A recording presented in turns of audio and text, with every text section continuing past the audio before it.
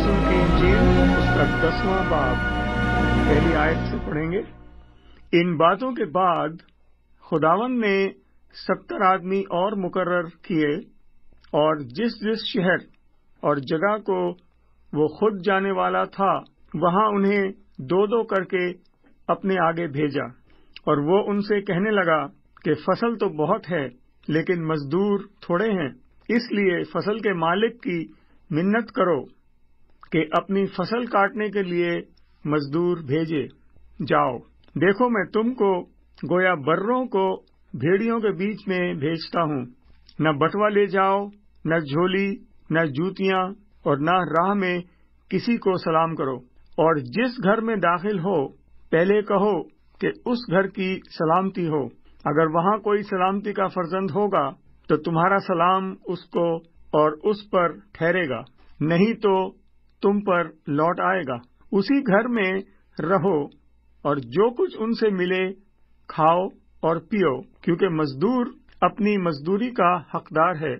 घर घर न फिरो। और जिस शहर में दाखिल हो और वहाँ के लोग तुम्हें कबूल करें तो जो कुछ तुम्हारे सामने रखा जाए खाओ।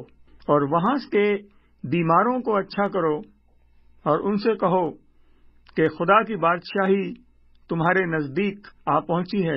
लेकिन जिस शहर में दाखिल हो और वहाँ के लोग तुम्हें कबूल न करें तो उसके बाजारों में जाकर कहो, हम इस गर्त को भी जो तुम्हारे शहर से हमारे पांव में लगी है तुम्हारे सामने झाड़ देते हैं, मगर ये जान लो कि खुदा की बादशाही आ पहुंची है।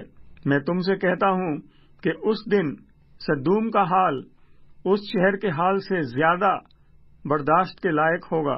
अये खराजीन, तुझ पर अफसोस, अये बैतसैदा, तुझ पर अफसोस, क्योंकि जो मुआवजे तुम में जाहिर हुए अगर सूर और सैदा में जाहिर होते तो वो टाट ओढ़कर और खाक में बैठकर कब के तौबा कर लेते। मगर अदालत में सूर और सैदा का हाल तुम्हारे हाल से ज्यादा बर्दाश्त के लायक होगा। और अये कफरनहूम, क्या तू आसमान तक बुलंद किया जाएगा? नहीं, बल्कि तू आलम अरवाह में उतारा जाएगा। जो तुम्हारी सुनता है वो मेरी सुनता है, और जो तुम्हें नहीं मानता वो मुझे नहीं मानता, और जो मुझे नहीं मानता वो मेरे भेजने वाले को नहीं मानता।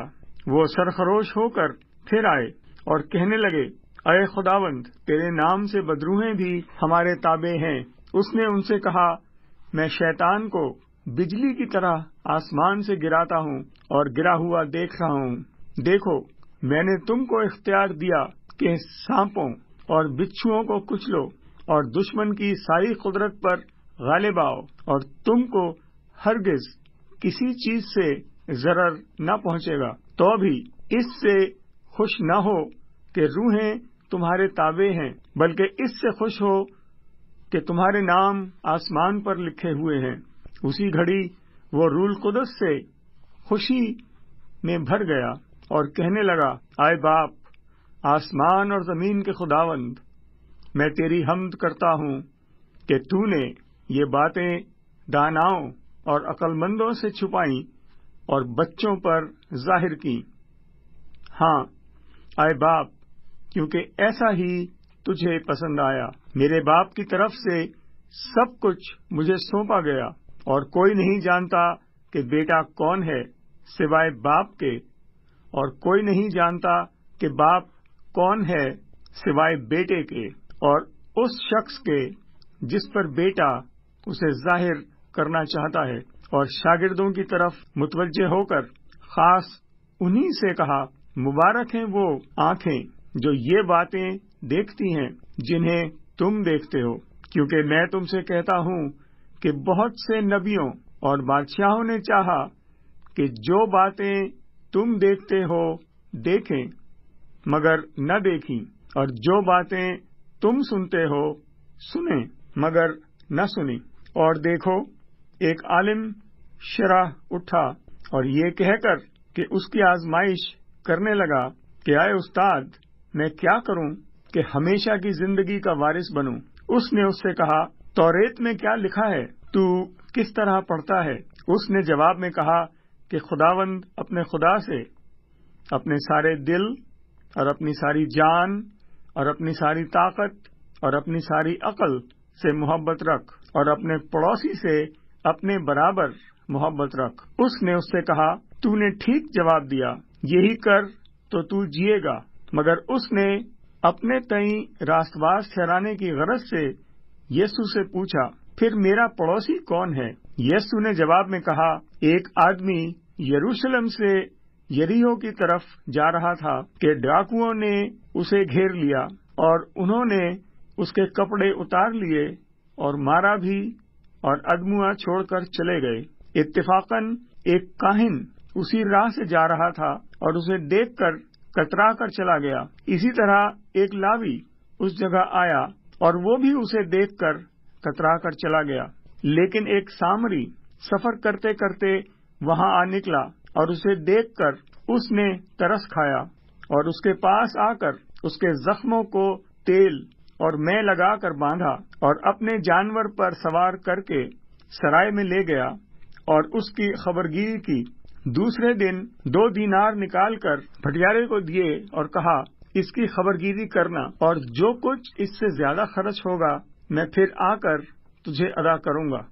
ان تینوں میں سے اس شخص کا جو ڈاکوؤں میں گر گیا تھا تیری دانست میں کون پڑوسی ٹھہرا؟ اور اس نے کہا، وہ جس نے اس پر رحم کیا۔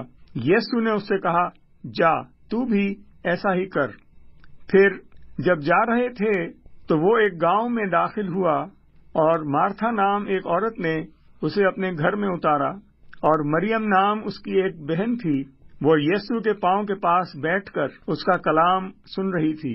لیکن مارتھا خدمت کرتے کرتے گھبرا گئی، پس اس کے پاس آ کر کہنے لگی، اے خداوند، کیا تجھے خیال نہیں کہ میری بہن نے خدمت کرنے کو مجھے اکیلا چھوڑ دیا ہے؟ پس اسے فرما کہ میری مدد کرے۔ خداوند نے جواب میں اس سے کہا، مارتھا مارتھا، تو بہت سی چیزوں کی فکر و تردید کرتی ہے، لیکن ایک چیز ضرور ہے، وہ مریم نے وہ اچھا حصہ چن لیا ہے جو اس سے چھینا نہ جائے گا۔